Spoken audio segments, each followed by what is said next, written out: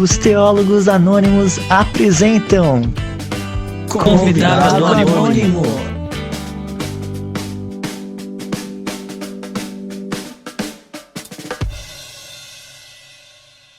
E aí, galera, tá começando aqui o nosso novo quadro, nosso novo programinha, que é o Convidado Anônimo, quando a gente vai trocar ideia aqui com outros teólogos anônimos que estão espalhados aí por esse Brasil e que vão trocar uma ideia com a gente. Hoje eu estou sozinho para entrevistar o nosso primeiro convidado, o Gustavo, como sempre, furou. Para quem conhece o Gustavo sabe que ele é um furão mesmo, está sempre fazendo isso. Brincadeira, Gustavo, te abençoe, um abraço. Mas então, galera, esse é o nosso primeiro convidado anônimo número 1. E o nosso primeiro convidado anônimo, teólogo anônimo, é o Rafael França, é o meu colega de turma da Faculdade Teológica Batista de São Paulo, formou junto comigo, e ele está aqui para falar um pouco dos seus 2 livros, né? O Teologia de Favela e o Eu Sou Capaz, e também de todo o seu trabalho aí na ONG Alfa e Ômega e na missão Mocidade para Cristo, além de outras coisas. Basicamente, o que a gente vai falar aqui é sobre uma aplicação, né? Uma teologia que serve para a vida, não é uma teologia só teórica, mas uma teologia que se mostra viva aí na prática, no dia a dia. É isso aí. Se apresenta aí um pouquinho, Rafael. Quem que é você? Da onde você veio? Onde você mora? E o que você faz?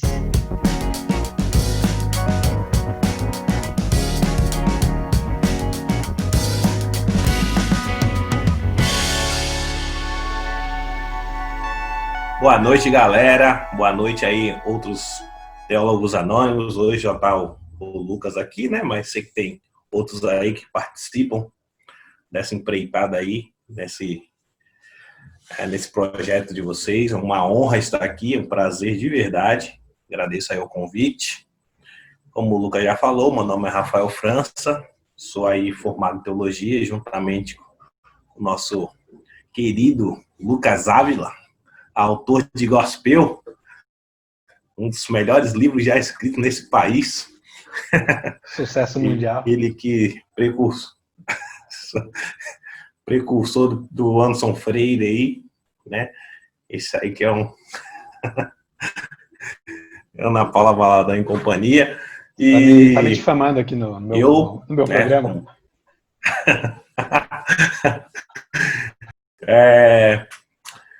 Formado em teologia, atuo hoje, né, como educador social, né, pela ONG, Associação Alfa e Ômega. Sou pastor também na Comunidade Batista da Paz, aqui em São Vicente.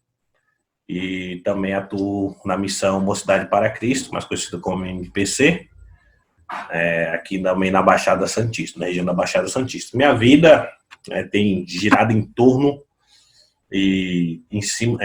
girado em torno da minha cidade, da minha região aqui, né, na Baixada Santista, litoral de São Paulo. E minha formação foi na capital, né, formação teológica, né, que é a minha segunda formação. A minha primeira faculdade foi em petroquímica, tem nada a ver, né, eu sei, mas me formei nisso. Depois fui para teologia, migrei. Não sou então nem de exatas, nem de humanas, sou de divinas agora. E aí tenho atuado aí nessa área que abrange várias vertentes, tanto as questões espirituais como sociais e humanas. Então, isso aí é um pouquinho aí de quem eu sou e do que eu faço. É isso aí. Cara, e como muita gente sabe, seu projeto aí, que talvez seja a base aí de tudo que você faz hoje, eu não lembro agora quantos anos atrás, mas você lançou, mas seu projeto aí, base da tua vida, tem sido Teologia de Favela, que foi um livro que saiu aí pela Fonte Editorial, parece que não tem mais disponível para vender, mas conta um pouco aí de como surgiu a ideia de você escrever esse livro aí junto com o Emerson, que é outro colega nosso, outro teólogo anônimo. Muito bom. A ideia da Teologia de Favela, né, veio de 2015, né? Foi lá na própria Faculdade Teológica Batista de São Paulo, quando eu e Emerson estava assistindo uma aula do vacilão do Jorge Pinheiro. Estavam assistindo uma aula dele, e aí ele falou alguma coisa de teologia negra, e aquilo chamou nossa atenção, e nós nos propomos a estudarmos um pouco mais sobre essas questões de teologia, questão negra. O Emerson é de Carapicuíba, na favela pesada aí de São Paulo, uma região bem barra pesada mesmo. Eu sou de São Vicente, também uma cidade cercada de favelas, então a gente era essas questões do negro, de favela, de política e coisas do tipo, era comum no nosso bate-papo. E quando o Jorge Pinheiro falou sobre isso na sua aula, eu nem me lembro do que era, nós nos propomos estudar um pouco mais. No ano seguinte, 2016, nós teríamos o PIC, que é a Semana Teológica que nós temos lá. Não é Semana Teológica, esqueci o nome. Que é onde a gente pode apresentar um PIC, né, o projeto de iniciação científica. Aí tem uma semana lá, um final de semana, que é quando todos os trabalhos são apresentados. E em 2016, nós propomos, então, nós aplicamos o Teologia de Favela. Foi uma das minhas apresentações. Nesse 2016, eu apresentei 3, Teologia de Favela e mais 2 iniciações científicas. Mas a Teologia de Favela foi a que mais, assim, instigou-me a estudar, né? Até porque demandava mais tempo. As outras 2 eram na parte de tradução e interpretação do Antigo e do Novo Testamento, que é uma área que eu reconheço como a minha principal área, na área de tradução das línguas originais da Bíblia. Então, foi algo mais fácil de fazer. Agora, a Teologia de Favela requereu um pouco mais de esforço, né? Então, isso aí foi algo até que também me motivou mais. Porque eu estava adentrando um campo diferente daquilo que eu estava habituado a pesquisar, a fazer, a produzir. Então, passando 2016 todinho escrevendo, pesquisando sobre.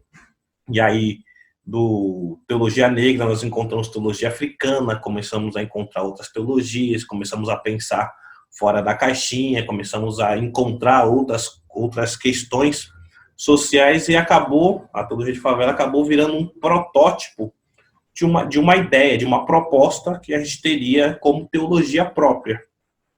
Então, hoje a Teologia de Favela ele surge como uma ideia base, né? O livro ele é bem fininho, porque é algo que com certeza daria para pensar em outras coisas, daria para se aprofundar em muitas outras questões. Então, ali, né, nessa obra, a gente pensou em escrever algo que pudesse dar margem para outras questões. Era PIC, então tinha um limite bem pouquinho de folhas.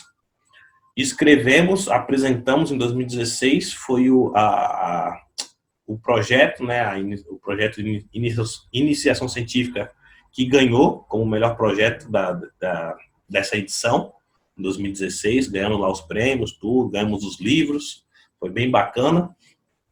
E em 2017 eu e ele decidimos continuar escrevendo um pouco mais, encorpando a ideia, até que em 2018 virou livro.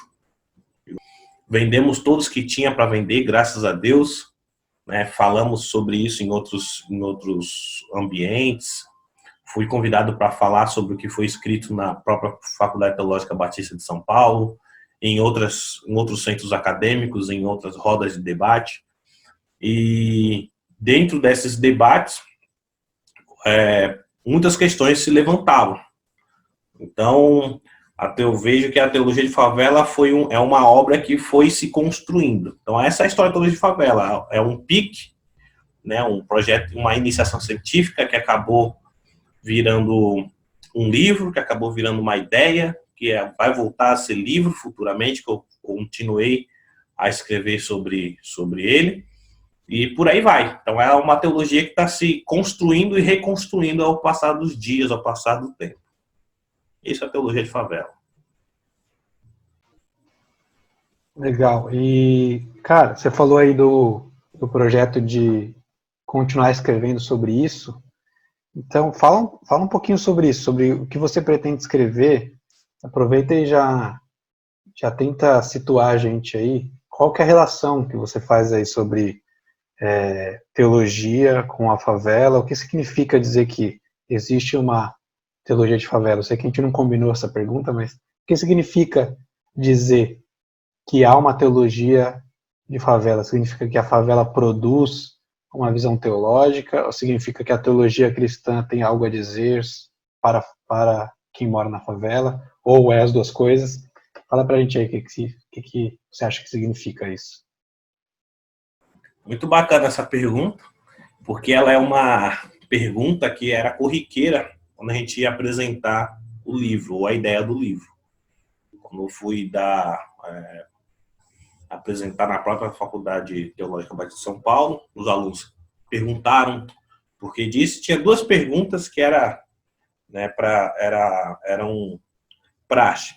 Eu dei algumas entrevistas para alguns jornais, né, por conta do livro. A Tribuna, que é muito grande aqui, que é da rede da Globo, né? Aqui, o Diário do Litoral, que é também aqui da região. E duas questões eram para eles, para os jornalistas, eram sempre feitas. O que era a teologia? E nos centros universitários e nas rodas de debate assim, em relação a isso, a pergunta era essa: qual que é a relação teologia e favela? Isso é muito bacana pensar. E é muito bacana pensar, responder essas duas questões. O que é teologia, a gente expôs muito pouco no Teologia de Favela, que o Emerson escreveu, e ele está ganhando um capítulo inteiro no que eu estou escrevendo agora, exatamente por conta dessa questão. E mostro esse panorama histórico e teológico do que a teologia representa, do que a teologia representa. Como um termo pagão, teologia, por incrível que pareça, é um termo pagão, né, como Platão explica, lá em 400 e tantos antes de Cristo, onde os poetas eram os principais, eram os teólogos daquela época, como essa realidade acabou se transformando no que a teologia é hoje com os teólogos de hoje. Então eu separo um capítulo para explicar o que é a teologia e o que ela representa hoje. Aí, dentro disso é possível entender por que é teologia de favela. E teologia de favela porque eu trato uma das principais questões da ideia de teologia de favela, é a ideia da educação. E eu falo que a educação é uma ferramenta de transformação social com o protagonismo da favela. E essa ideia é uma ideia que é pautada na Bíblia. É uma ideia por isso que traz essa ideia de teologia. Porque é uma construção que, embora possa tratar como uma construção social, é uma ideia que já era apresentada na Bíblia. Aí eu trago essas ideias trazidas da Bíblia para embasar a ideia que é proposta no livro, né? E no livro que eu estou escrevendo agora, tudo com autorização do Emerson, tá, pessoal? Então não pense que a gente teve um racha aí. Não, é que ele está trilhando um outro caminho, né, menos acadêmico, e eu continuei nessa linha, tanto que tem coisas dele ainda que ele autorizou que eu colocasse no livro, mas eu continuei escrevendo, e nesse que eu estou escrevendo, todas as passagens bíblicas são traduções minhas. Então, tudo que está biblicamente falando tem um quê também de o que é extraído, né? Não extraído de ser retirado da Bíblia, né? Texto fora de contexto, mas no sentido de que eu exponho no livro passagens que influenciam diretamente na ideia que eu estou propondo no livro. Então, a teologia de favela, ela traz essa ideia de que uma ação construtiva de participação da favela na sociedade tendo um respaldo bíblico para isso. Então essa é a teologia de favela, uma teologia que é para a favela, que é da favela, que vem da favela, e é isso. Tem várias vertentes aí do porquê teologia de favela.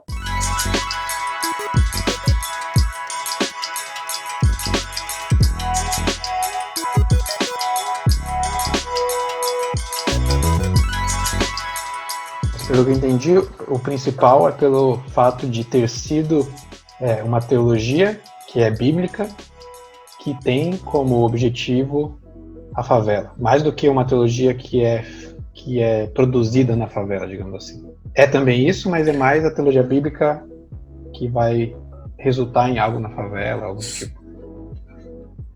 Exatamente. Ela é da favela porque essa é uma ideia que eu e Emerson conversamos bastante, porque eu e ele somos então ela é a produção de pessoas oriundas da favela, ela é proveniente pra favela, né? Ela é útil pra favela, mas também porque na Bíblia, né, o que nós hoje chamamos de favela, e fazendo, sem querer deturpar, dizendo que na Bíblia existia favela, mas se você ler direitinho, o que a gente quer dizer é que os ideais ou a presença daquilo que nós chamamos de favela hoje já existia nos tempos bíblicos, e Deus, não poderia dizer, ele utiliza, né, dos favelados, assim podemos dizer.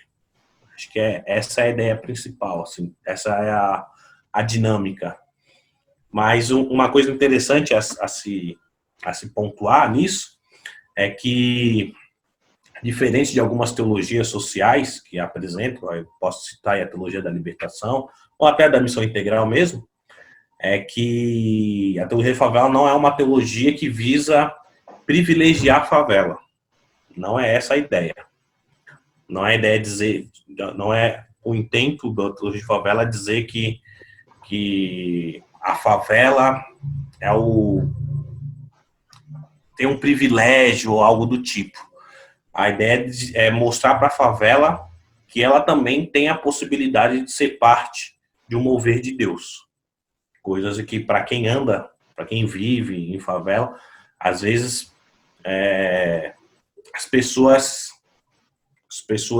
os cristãos, eu estou falando cristão, eles não acreditam que possam ser parte de um mover de Deus por serem habitantes da favela.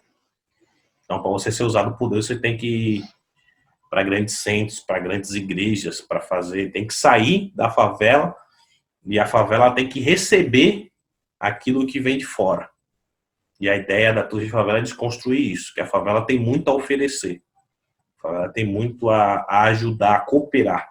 Então, Deus usa a favela. Essa é a ideia de que não que Deus gera algum privilégio para a favela, que Deus só usa quem é da favela, não é nem 8 nem 80. Quer dizer que a favela também tem voz, também tem parte nos planos de Deus para a sociedade. Pô, cara, bem interessante você pontuar isso, porque a primeira coisa que eu acredito que muita gente pense quando você fala de teologia da favela, a primeira coisa que talvez uma pessoa mais conservadora aí, mais reformada, vai pensar, aí já vem esse marxista, né?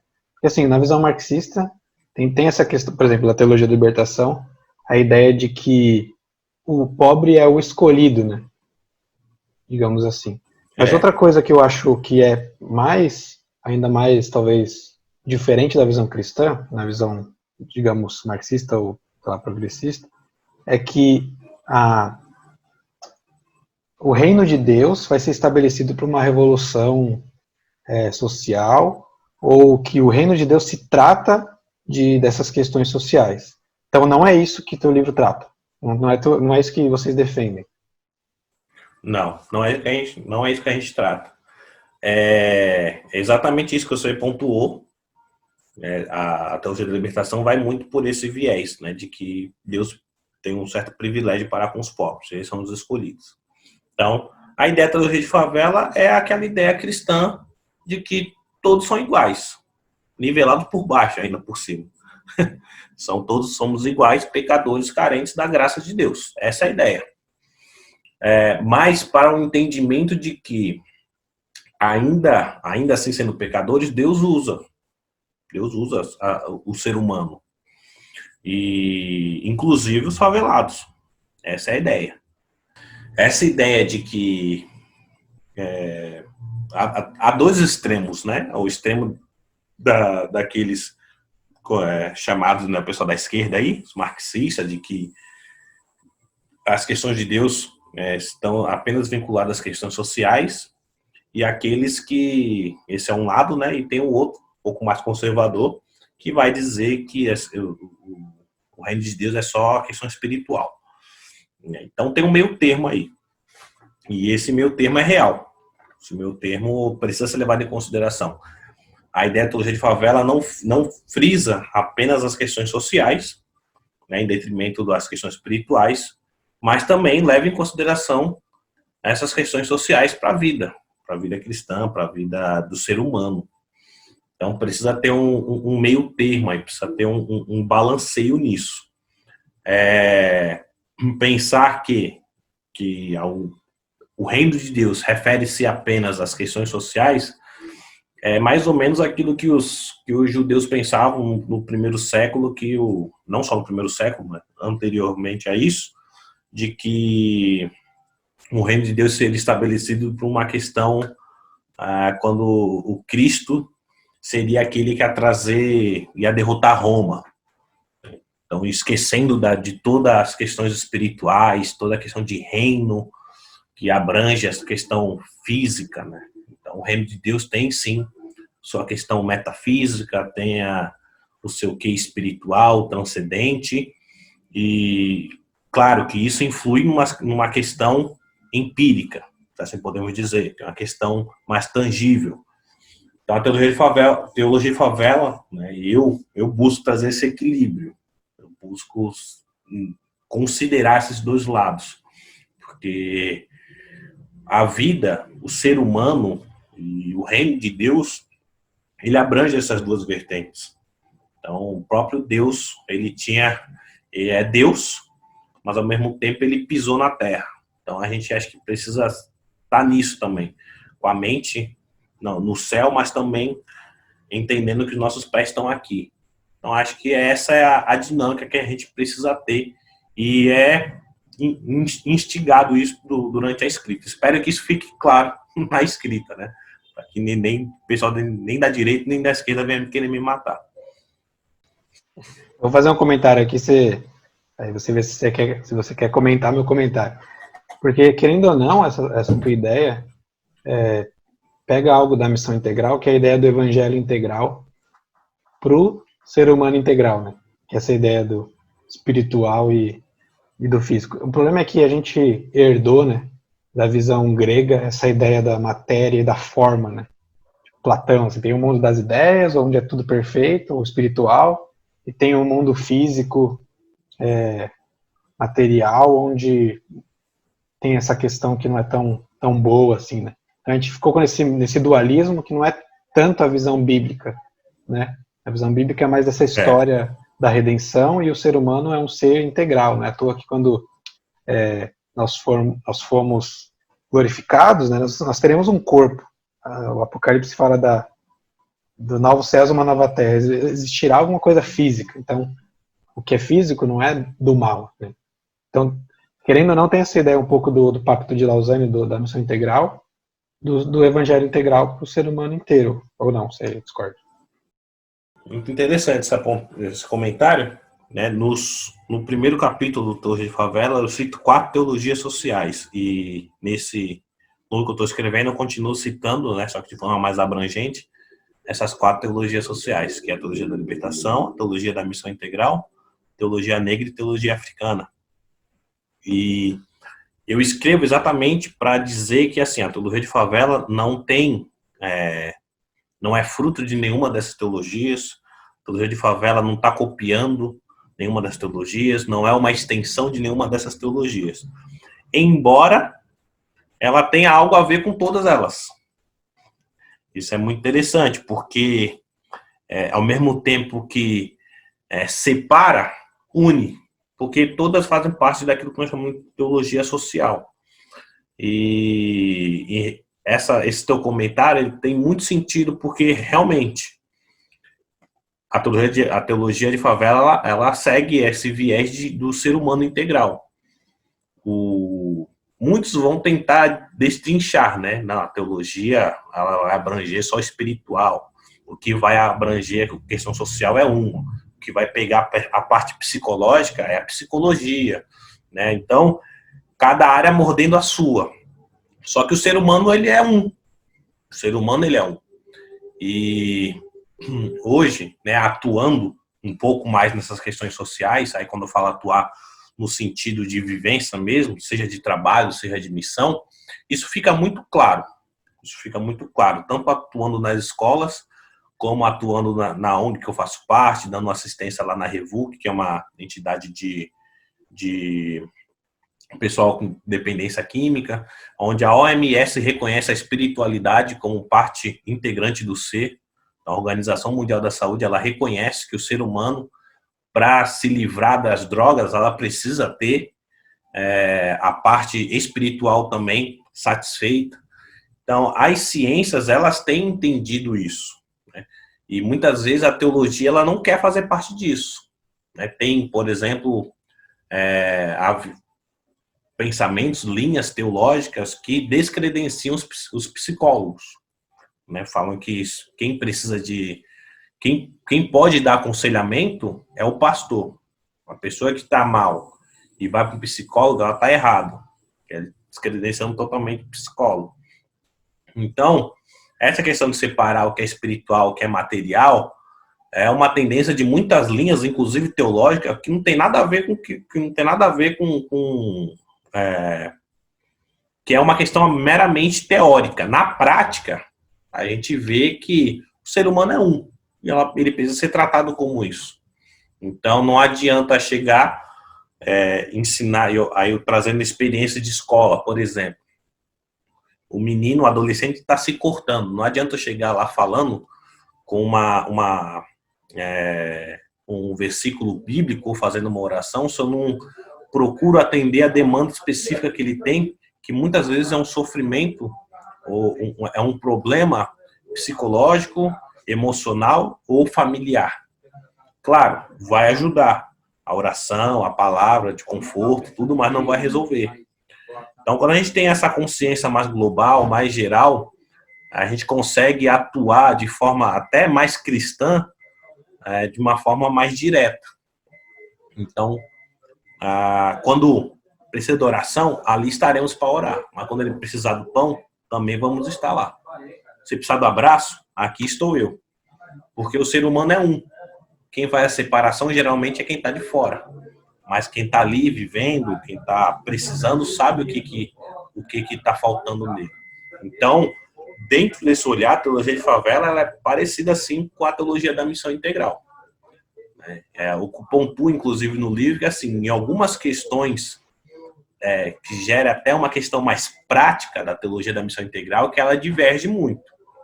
Que a teologia da missão integral, muitas vezes, ela está fincada com base, que é inclusive parecido com a teologia da libertação, com assistencialismo, que é uma parte que a teologia de favela já não concorda muito. Não que não deva assistir, não que não deva fornecer assistência quando precisa. Mas em questões ideológicas, nisso elas divergem. Mas essa questão da integralidade do ser, ela é compatível sim com a teologia de favela, com a teologia de missão integral.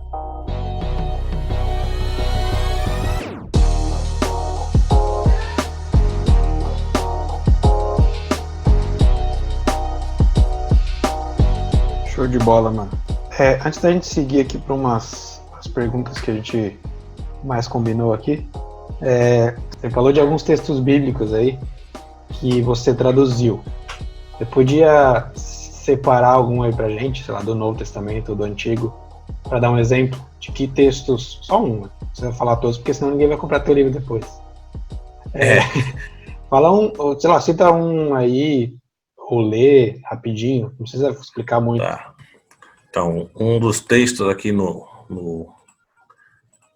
dos textos no Antigo Testamento, um texto que eu pego lá em Deuteronômio 15, que a minha tradução ficou: porque acontecerá contigo um de seus irmãos pobres, e em um dos portões, nas terras de Javé, o Deus de vocês dará a vocês, não endurecerá o coração e não fechará a mão de seu irmão pobre.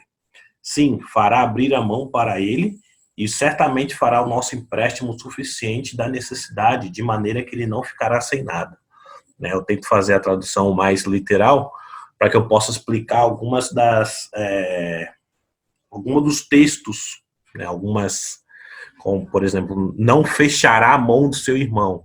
E aí explica, que não fechar a mão é o não ajudar. Esse termo usado muitas vezes, ou você abrirá a mão do seu irmão, ou você fechará a mão do seu irmão, ou você assistirá ele ou não assistirá ele, você ajudará ele ou não ajudará ele. E aqui no contexto, aí eu explico toda a questão no contexto, é que nesse texto específico, é quando Deus está falando em relação a que no 7º ano haveria perdão das dívidas. Nos 7 anos haveria o perdão das dívidas. E com isso, o que estava acontecendo? Chegava no 6º ano, 11 meses, 29 dias, o cara ia lá pedir dinheiro emprestado. E as pessoas que tinham posse não queriam emprestar porque sabiam que ele não ia receber de volta esse dinheiro. Porque dali a 2 dias, dali a algum tempo, essa dívida já seria perdoada. Então seria mais um aspecto de doação do que empréstimo. E Deus, a orientação de Deus é o seguinte, a ordem, na verdade, é: você não vai deixar de emprestar só porque a dívida do teu irmão vai zerar. Se ele está precisando, você vai emprestar o dinheiro. Por mais que esse dinheiro futuramente será contado como uma oferta, porque a dívida será zerada, ainda assim você tem que fazer a sua parte, que é abrir a mão do seu irmão, como está no texto mais literal. Então, com isso, a gente já consegue aprender princípios que Deus trazia desde o povo. Então, a ideia não é trazer do texto, a teologia de favela, não é trazer simplesmente de lado da Bíblia, colocar aqui e falar isso que você tem que fazer. Não, a ideia é pegar princípios, trazer ideias que Deus tinha já daquele tempo, do Antigo Testamento, do Novo Testamento, e trazer como aplicação para a nossa realidade hoje. Um outro texto, já no Novo Testamento, é Tiago 1, 27, quando ele fala da verdadeira religião, que é cuidar dos órfãos e das viúvas. Eu faço todo o panorama de órfãos e viúvas, que é falado muito em Amós e em Isaías. Então, Tiago, que é um dos escritos mais pautado no Antigo Testamento, no Novo Testamento, até tanto que alguns escritores falam que Tiago é uma carta do Antigo Testamento escrito no Novo. Ele traz essa ideia daqueles que necessitam. Não era a mesma coisa. Os órfãos e as viúvas no Antigo Testamento era uma coisa, no Novo é outra. Então ele faz uma referência mais ideológica do que literal. O próprio Tiago, já no Novo Testamento, ele já está sendo mais de capturar a ideia, quem eram os órfãos e viúvas no Antigo Testamento, do que algo literal. No Antigo Testamento, sim, quando falava de órfãos e viúvas, eram os órfãos e as viúvas de fato, que precisavam de um auxílio, aonde Deus assumiu a responsabilidade, o próprio Deus assumiu a responsabilidade de cuidar. E aí Tiago faz toda essa releitura e coloca aqui, nós como os filhos, assim como Deus teve a responsabilidade de cuidar lá atrás, hoje, a nossa religião, a nossa fé, nos faz responsáveis de cuidar desses órfãos e das viúvas.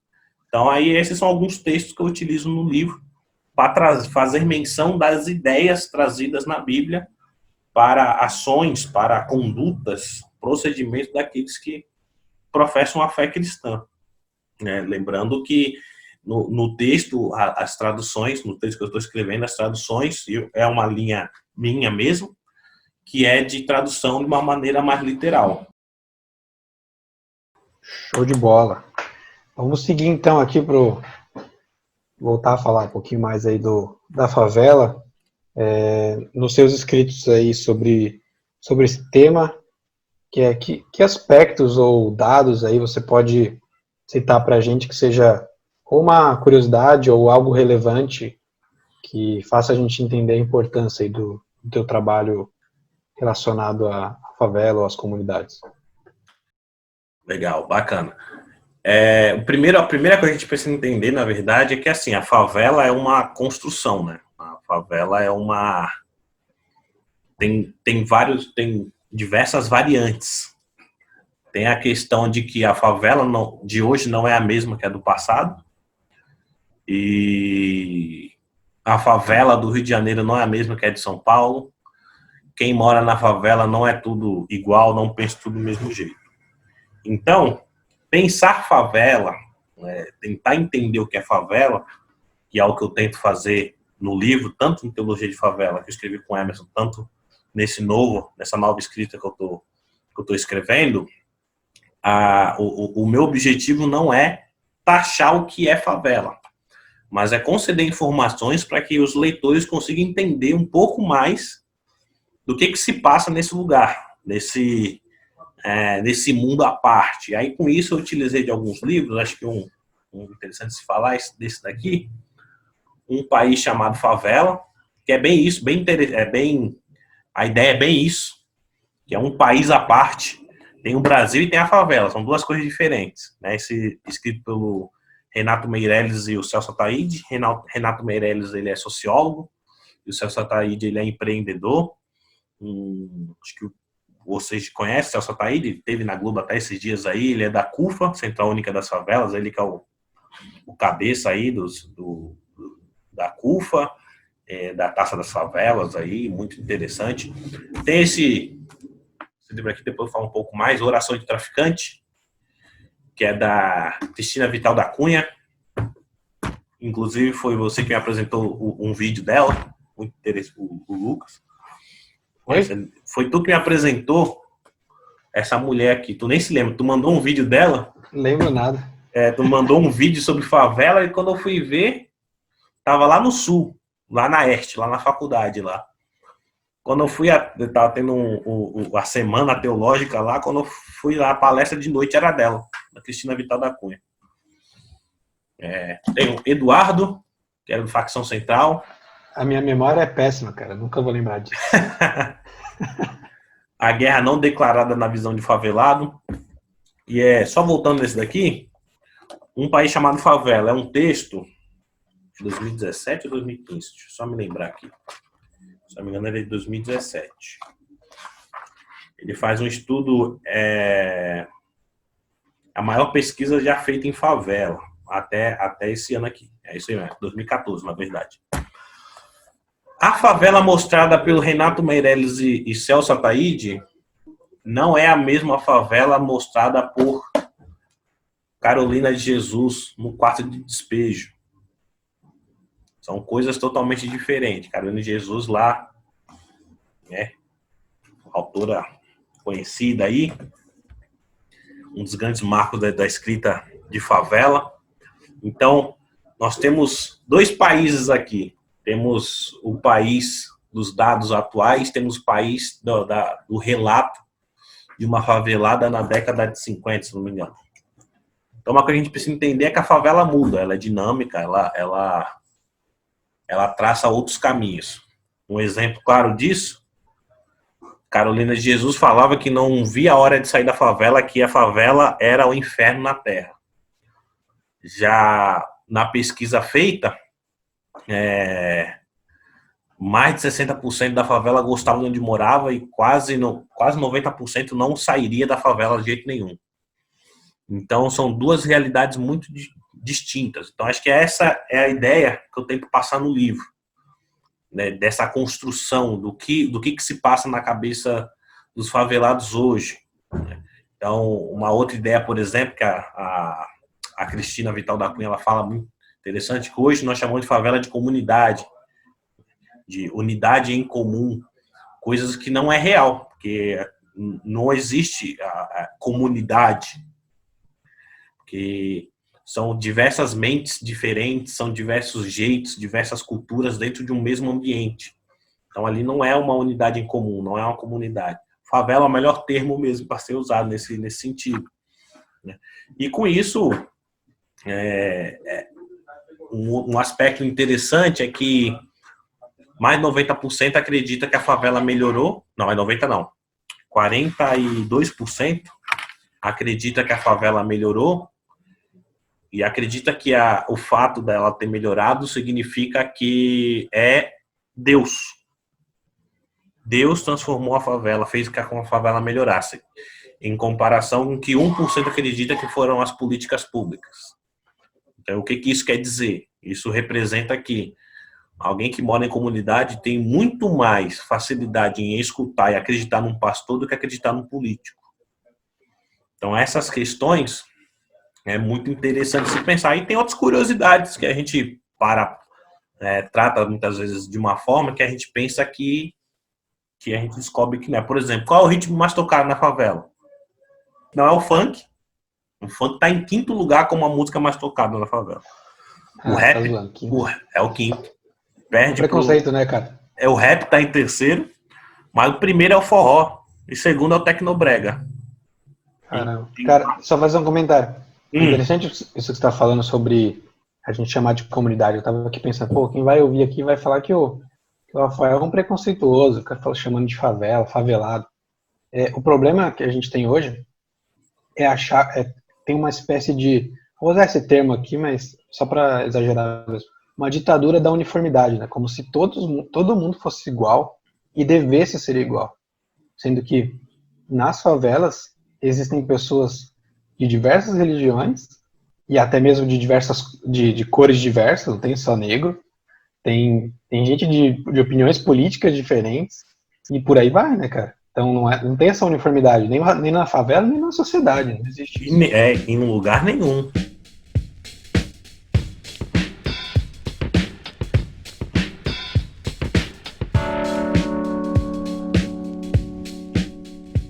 Legal você me falar em relação à favela, que é uma das teclas que eu bato. Que quando eu falo, não, eu falo sobre favela, não é favela, é comunidade. Eu falo, não, é favela. Porque quem falou que é comunidade é pessoa que nem mora nas comunidades, nem mora em favela. Não, vamos estipular um padrão. Porque quem é da favela vai falar que é favela. Aí vem alguém de fora que nem mora lá, nem anda por lá, nem sabe o que é, vai falar, não, agora vamos patentear como comunidade, porque favela é um termo feio. Favela é o nome de uma planta que nascia no pé do morro, né? E no pé do morro onde os negros foram depositados, os operários, os que foram pós-guerra, que eles moravam ali e tinha essa planta lá, e eles habitaram aquela região cheia dessa planta, e aí eles patentearam ali como favela. Então, tem todo um quê histórico, e de você tirar o nome, tirar essa definição, né? É como se estivesse cortando uma parte da história. Então, tudo isso tem um porquê. E é uma coisa, são coisas que eu tento não resgatar, porque não se perdeu, mas eu tento fincar. São bandeiras fincadas. E essa ideia do que você colocou aí de que são países, são pessoas completamente diferentes, é muito real. Então, você pensar nisso, esse dado aí que eu coloquei, o funk, o forró, o tecnobrega, aí, é o que está lá na pesquisa, né? Hoje eu atuo em algumas vertentes, em algumas áreas que as pessoas que frequentam são pessoas de favela. Então, por exemplo, na escola, geralmente a gente atua em escolas que ou estão em favela ou quem frequenta são moradores de favela, né? Os jovens e os adolescentes. E é interessante de ver isso. Por quê? Para esses jovens, a música que mais impactam que eles mais gostam é, de fato, o funk. É o funk.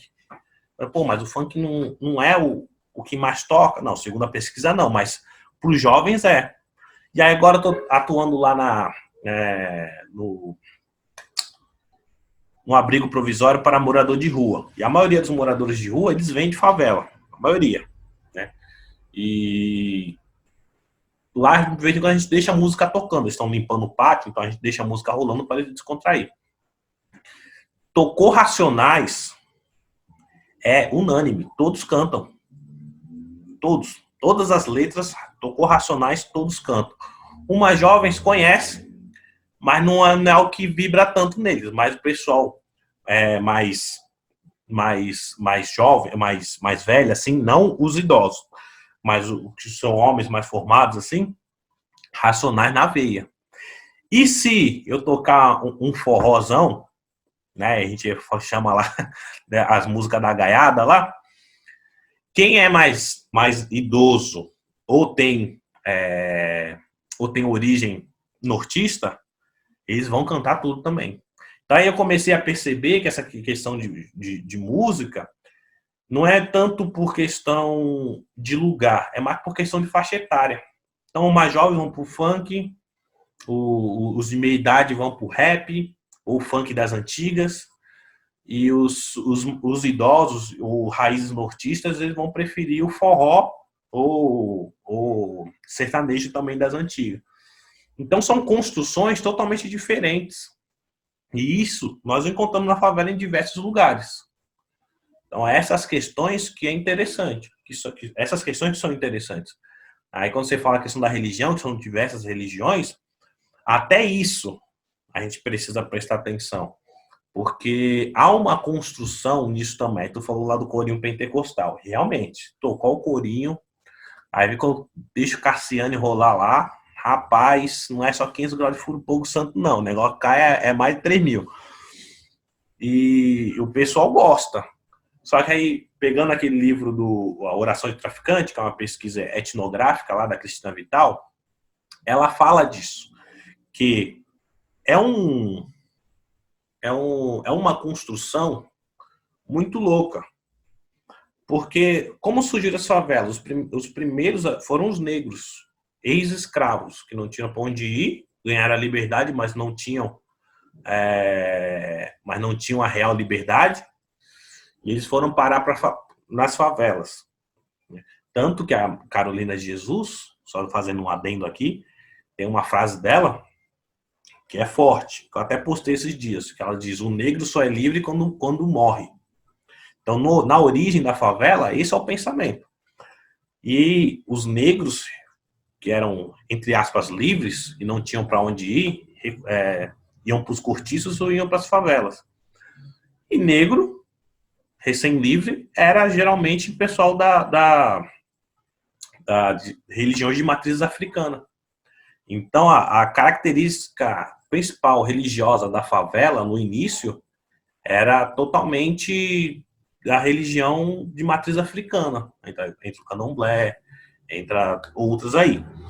Só que no decorrer dos anos, essas religiões foram taxadas como algo do mal, e as religiões evangélicas pentecostais e neopentecostais, primeiramente pentecostais, fluíram como sendo os portadores do bem, tentando derrotar aqueles que são portadores do mal, que são as religiões de matriz africana.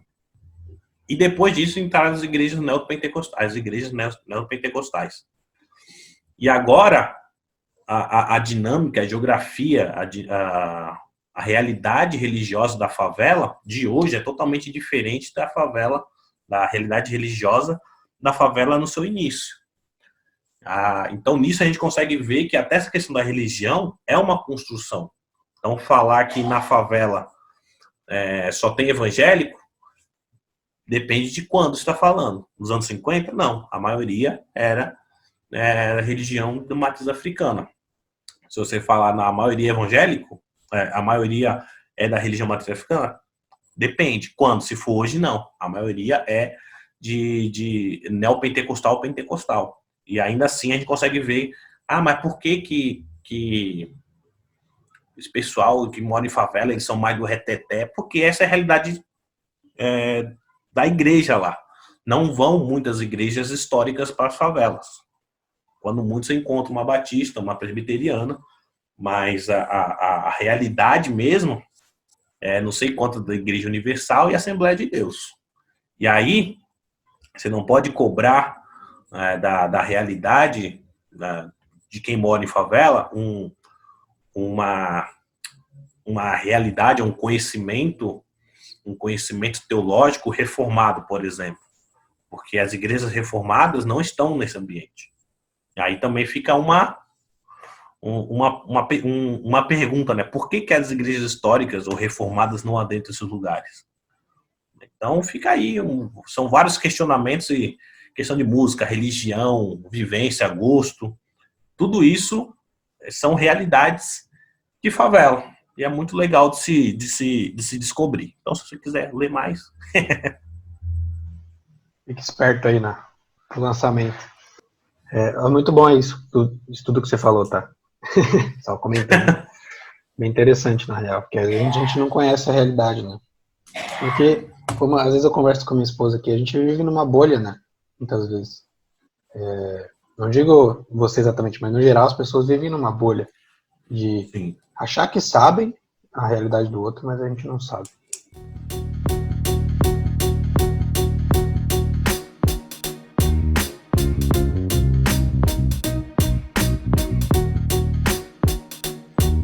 Mas vamos seguir. Essa ideia da teologia de favela, porque a gente está falando de teologia, muitas vezes a gente acha que é essa concepção só teórica. A gente já pincelou lá no começo sobre essa questão prática.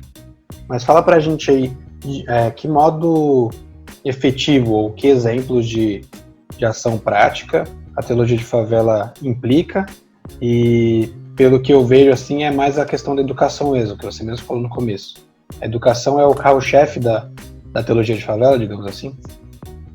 Educação é o carro-chefe da teologia de favela. Em que sentido? No sentido de que a educação, ela chega a ser uma ferramenta e uma questão ideológica. Então, quando eu falo de educação, não estou me referindo à escola. Não estou me referindo ao modelo tradicional ou meramente pedagógico. Então, o fato da educação, vou trazer um exemplo, uma concepção ou uma parte da educação, ela entende que o ser humano, a educação, ela traz no ser humano um senso de realidade, por exemplo. Quando uma pessoa educada é aquela que consegue entender a si por si só e entender a si no mundo. Então não é apenas saber ler e escrever, é quando ela se identifica, quando ela se reconhece. Isso também é educação. E aí é quando a gente traz essa ideia de educação para o cristianismo, a gente consegue entender isso. Né? Porque aí o Deus também preza por isso, preza para que as pessoas se entendam por si só, avaliem-se, olhem ao seu redor. Então, essa realidade de educação é a que a gente instiga nas nossas ações. A ideia da teologia de favela é isso, de instigar no ser humano esses resquícios de educação dentro da sociedade. Então, voltando àquele assunto que falou da integralidade do ser, por exemplo, qual é o maior exemplo que a gente tem de pessoas que crescem de forma integral? É Jesus, lá em Lucas 2,52, quando ele diz que Jesus crescia em estatura, sabedoria e graça diante de Deus diante dos homens. Então, tu vê que ele teve passos, ele cresceu em diversos aspectos da sua vida. Essa é a característica também da educação. A educação preza para que o ser humano cresça em diversos aspectos do ser humano. Então, essas meio que junta questões que a gente vê da educação com princípios bíblicos que a gente vê que casam. E aí, para não chegar, isso aqui é teologia. Não, isso aqui é educação. A gente consegue juntar os dois. E aí, com isso, tem várias ações, né? E até também tocando um pouco do assunto aí que você falou, que a gente vive dentro de uma bolha, é muito interessante, porque quando a gente trata da questão de teologia de favela, a gente vai quebrar diversos paradigmas. No livro, e vai ter no outro também, tem funk? Tem funk no livro. Então, mas por que tem um funk? O que é o funk? Aí fala, não, o funk é esse pessoal, essas meninas rebolando até o chão e os caras falando um monte de besteira e falando de ostentação. Não, isso depende do que você está falando de funk, porque isso não é o funk. Aí, se você entender a história do funk, você consegue entender que o funk ele tinha um papel importantíssimo na sociedade, como uma voz que coava das favelas, a partir da arte. Então, quando a gente começa a sair da bolha, a gente consegue entender e a gente consegue atingir o ser humano. Então, por exemplo, a gente faz trabalho lá na Fundação Casa. A Fundação Casa é onde os menores infratores eles ficam acolhidos. Aqui em São Paulo é Fundação Casa, não sei como que é aí. É que eu sei que cada estado tem um nome diferente para essas casas, para esses centros de acolhimento. Aqui é a Fundação Casa, a antiga FEBEM. E a gente faz trabalho com eles. E a gente ia e às vezes tentava levar uma música, fazer um negócio, eu percebia que eles ficavam, né? Os menores assim, não conectavam. Teve um dia que eu peguei e falei, quero ver se conectar. Quero ver não se conectar. Eu comecei a cantar pra eles uma música que, mano, marco. Foi de um MC que ele fez na Fundação Casa. Essa música estourou, que é Lágrimas, do Duda do Manapé. Lágrimas cai quem já passou no sofrimento, coração bate acelerado, uma saudade. Comecei a cantar, os moleques já, caramba, mano. Eles já começaram a se mexer, começaram a bater palma, e aí fluiu. Isso é sair da bolha. Isso é quebrar paradigma. Mas o cristão cantando essa música, o cristão, eu estava me conectando com o outro. Isso é importante, isso é educação também. Então, essas atitudes, né, no caso, essas ideias, claro que vai secularizar, não. Claro que não vou cantar qualquer funk, claro que não. Vou fazer qualquer coisa para conectar? Não é isso. É que tem coisas que não tem o porquê de não fazer, mas não se faz porque uma tradição diz que não pode. E acho que é aí que muitas vezes embarrera muitas ações que você pode fazer para alcançar o outro e não faz porque há uma cúpula ou há uma nuvem que diz, não, você não pode fazer isso. Sendo que o próprio Deus falou, você pode. Então, essas ações isoladas que a ideologia, né, a ideia, a teologia de favela traz, né, de que você é autônomo não autônomo de Deus, mas autônomo na sociedade, para você tratar de coisas como educação, teologia, espiritualidade, questões sociais, família, tendo um padrão, tendo como padrão, como cerne a própria Bíblia, que a Bíblia trata dessas coisas. Então, essa é a base para ideias isoladas. E com isso também surgem alguns programas. Então, fazendo aqui o meu outro livro, Eu Sou Capaz, livro bonito, saiu pela editora, editora Palavra, lá de Brasília. E foi muito interessante, que Eu Sou Capaz. Capaz é um dos programas que a MPC, né, Mocidade para Cristo, faz aqui na Baixada Santista, né, que iniciou-se aqui. Isso é muito importante se falar que ela é um programa que surgiu aqui de São Vicente, né, na minha cidade, que eu amo tanto. Ela Capaz, né, que é Capacitando Pacificadores. Ela tem esse nome porque ela surgiu na Escola Antônio Pacífico, que é aqui em São Vicente mesmo, lá no meio de uma favela, uma das mais conhecidas, lá no São Baiatuba. E a ideia é trazer princípios, valores e virtudes dentro do âmbito escolar, né? E todos esses princípios, valores e virtudes pautados na Bíblia. Princípios que a gente pode levar para a vida. E é muito legal que, diante disso, a gente tem muitos testemunhos, muitos relatos de que até quem não acredita, até quem não crê, até quem é ateu, ele entende a mensagem e pratica. Isso é muito interessante. E muitas vezes são eles que mais valorizam os ensinamentos que são passados. E criticam aqueles que se dizem cristãos, mas não colocam aquilo que nós ensinamos em prática. A gente vai falar sobre solidariedade, aí o ateu fala, gostei dessa mensagem aí, mas o fulano que é da igreja não faz isso não. É muito legal que com isso a gente desconstrói, constrói e reconstrói muitas coisas com os próprios alunos. Hoje nós atuamos aqui na Baixada Santista em quase 18 instituições. Tem escola pública, escola particular, Fundação Casa. Então, escola integral, a gente atende cerca de 10 mil alunos por semana. Agora nem tanto, não, agora nada, porque estamos em pandemia e a escola está fechada. Mas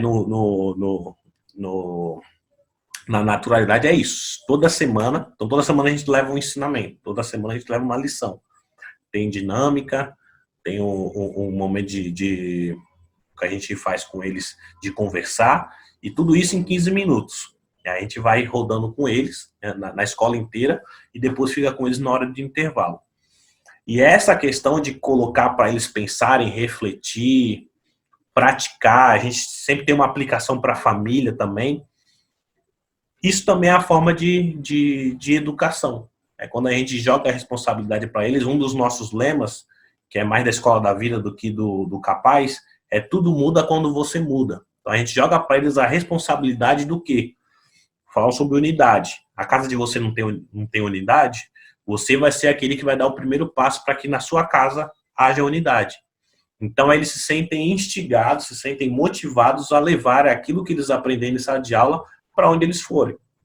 E aí nós temos muitos relatos, né, de professores, de diretores que estão aprovando, né, e indicando esse programa para outras escolas. E assim, em 2017 a gente estava em 2 escolas. E aí, em 2 anos, a gente foi para 18. Tudo isso porque foram professores que foram indicando, diretores que foram indicando, alunos que foram indicando, e a gente chegou até essa longa escala. Em 2019, foi quando lançou o livro. O lançamento foi lá em Belo Horizonte, que é a base nacional da Mocidade para Cristo, e ali teve o lançamento. Com isso, espalhou-se também. Então, hoje nós temos o Capaz, que nasceu aqui na Baixada, temos na capital, temos no Sul, temos no Rio de Janeiro, temos no Norte, temos em vários lugares aí do Brasil, e a tendência é crescer, porque tem sido uma metodologia que tem sido aprovada aonde vai. E isso é bacana, porque é uma parte, né, uma parte da teologia de favela que também está acoplada com o livro, né? Não fui eu que inventei o Capaz, foi o educador Marcos Vinícius, mais conhecido como Cola, meu líder de MPC, de Mocidade para Cristo aqui na Baixada Santista, também meu chefe na Associação Alfa e Ômega, ele que atua nessa área de proteção ao direito das crianças e dos adolescentes há muitos anos, né? Ele atuava, era um dos conselheiros aqui no município de São Vicente. Atualmente não é, porque ele tem um tempo máximo de quanto tempo pode ficar ocupando a cadeira, aí pode se reeleger de novo. Hoje quem atua sou eu. Hoje eu sou um conselheiro do Conselho Municipal do Direito da Criança e dos Adolescentes, representando a Associação Alfa e Ômega. Mas ele que começou com essa ideia, vendo as necessidades lá da escola, sempre foi um visionário, sempre quis atuar nessa área social e sempre atuou muito bem. A sua ação é reconhecida, né, em todo lugar que ele faz, em toda a obra que ele pratica, tanto que hoje nós atuamos juntos lá no abrigo provisório aqui no município de São Vicente, que é um abrigo que está proporcionando uma quarentena para as pessoas em situação de rua, e a Alfa e Ômega foi convidada para fazer esse trabalho juntamente com a prefeitura, inclusive por conhecer o trabalho do COL, entender a relevância social que a Alfa e Ômega tem na cidade, e hoje eu também atuo lá como coordenador, e tem sido um trabalho assim bem bacana, bem diferente da minha área, que sempre atuei nessa área dos jovens, adolescentes, quando não estava na área acadêmica, né, nessa área uma faixa etária um pouco menor, tá ali com os moradores de rua, as pessoas em situação de rua, tem sido algo novo, um aprendizado enorme. Ali eu pude conhecer até um pouco mais do que é favela, inclusive vai ter coisas do que eu estou vivendo ali na escrita também, porque tem sido algo que tem sido de grande relevância para o meu entendimento do que é favela. Então, todo esse trabalho que a gente faz, né, seja no Capaz, seja pela Alfa e Ômega, que logo voltará a atender, iniciará seu trabalho de atendimento aos menores infratores, lá na medida socioeducativa, para os menores infratores que estão em liberdade assistida. Todos esses trabalhos, de alguma forma, eu vejo um pedaço da teologia de favela. Muitos, a grande parte, questão da educação. Então, embora não tenha sido eu que tenha começado o programa, eu me sinto parte disso, porque eu vejo que ela é uma das grandes ferramentas que eu tenho hoje para fazer com que a teologia de favela saia do papel e venha para a prática. Então, só tenho a agradecer mesmo tudo que eu tenho feito, porque de alguma forma eu me sinto realizado, me sinto parte, né? Vejo que aquilo que eu escrevi não se perdeu em meras escritas, mas sim é uma realidade dentro daquilo que eu faço, pratico, atuo. Então, é isso aí, isso é um pouquinho do Capaz. Se você quiser o livro, aí tem no nosso site, tem no site da editora, aí depois eu passo mais informações sobre.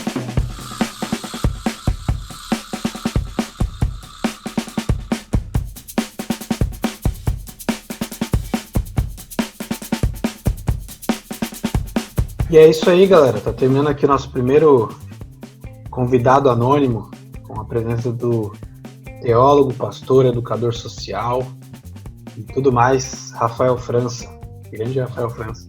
E para quem não sabe, ele manda bem no hebraico e manda bem no funk também. Então vou colocar um trechinho do El Tave para você ouvir no final desse programa. Você que quer aprender um pouquinho de hebraico, o ritmo do funk. Mas fala pra gente aí suas redes sociais, de repente lá o pessoal consegue saber onde vende o livro, quando que vai sair o próximo livro. Fala a rede social, a tua e dos projetos também. Sim, meu Instagram, Rafael França Projetos, vai lá, tem algumas postagens. Confesso que estou meio parado esses últimos tempos por conta da correria lá da casa, mas vai lá que tem muita coisa bacana lá que eu falo em relação aos livros, em relação às minhas escritas. Rafael França Projetos no Instagram e Rafael França no Facebook. Tem MPC BXS, MPC, a abreviação MPC Baixada Santista, lá no Instagram. Coloca MPC Baixada Santista ou MPC BXS, vai aparecer. Mesma coisa no Facebook, né? E na Alfa e Ômega, coloca lá Alfa e Ômega no Instagram e no Facebook também vai aparecer. MPC Brasil, você vê o nosso agendamento nacional aí. Lembrando que a MPC é uma instituição interdenominacional, está há mais de 65 anos no Brasil, então também não é invenção nossa aqui da Baixada Santista, é uma obra, uma missão que já tem acontecido há bastante tempo, então tem muita coisa para oferecer aí. Com lá você pode ver todos os programas, projetos que ele atua e quem sabe até participar aí. Lembrando que teologia de favela é sim uma questão de educação, mas também é visão de reino. Então, siga as nossas redes lá, minha rede, para que a gente possa atuar junto como cidadão, mas também como cidadão social, mas também como cidadão dos céus aí, por meio das atividades. Beleza? É isso aí, mano. Valeu, obrigado pela presença. Foi muito, muito legal mesmo o papo. Eu vou tentar colocar o link do livro lá no nosso site de indicações também, que é o teologosanonymos.weebly.com, que é weebly.com. É esse Weebly. A gente não tem dinheiro para pagar o domínio.com. Segue a gente no Instagram, @teologosanônimos, se inscreve no canal do YouTube aí, você que está assistindo a gente pelo YouTube, e compartilha com os amiguinhos, com a família. Com o YouTube dá pra você compartilhar até com a sua avó. Um abraço, galera. Deus abençoe você, Rafael, o seu projeto. E até a próxima. Foi um prazer estar aí com vocês. Até a próxima. Falou. Eu vou rimando de leste a oeste, Aleph, Bet, Gimel, da leste. O alfabeto do hebraico é assim: E, Vav, Israim. As 11 primeiras pra dar o arremate. Et, Tet, Iod e Kaf, mas não terminou. Bem que tem O L é o lame e o M é o man. Logo na sequência rimo pra você num Samic, AIM e P. E seguindo a batida, rimando forte é o Tsa e o Koff. Tremendo a língua, cantando assim, desce sim e o Shin. E pra terminar, pra ficar suave, é o Tavi, é o Tavi. E pra terminar, pra ficar suave, é o Tavi, é o Tavi. Olha a sequência do Tavi. É o Tavi, é o Tavi, é o Tavi, é o Tavi, é o Tavi, é o Tavi, é o Tavi, é o Tavi, é o Tavi, é o Tavi, é o Tavi, é o Tavi.